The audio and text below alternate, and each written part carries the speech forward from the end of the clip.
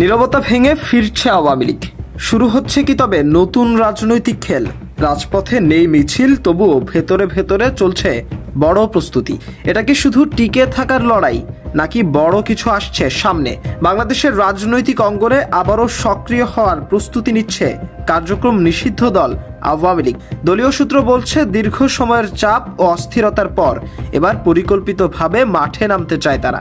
গত 1.5 বছরে রাজপথে দৃশ্যমান না থাকলেও ভেতরে ভেতরে চালানো হয়েছে যোগাযোগ জোরদারের কাজ। জুম মিটিং, এনক্রিপ্টেড অ্যাপ, সব মিলিয়ে তৃণমূলের সঙ্গে সংযোগ ধরে রাখার চেষ্টা অব্যাহত ছিল। প্রথম ধাপে গুরুত্ব দেওয়া হচ্ছে সাংগঠনিক পুনর্গঠনে।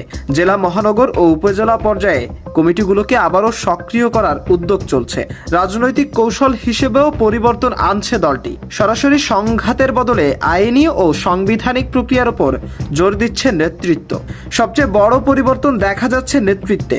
বিতর্কিত পুরনো মুখের পরিবর্তে ক্লিন ইমেজের নতুন নেতাদের সামনে আনার চেষ্টাও চলছে। সব মিলিয়ে প্রশ্ন একটাই, এটা কি কৌশলগত প্রত্যাবর্তন নাকি বড় রাজনৈতিক পরিবর্তনের ইঙ্গিত? মাশরাফি, আজকের নিশানা।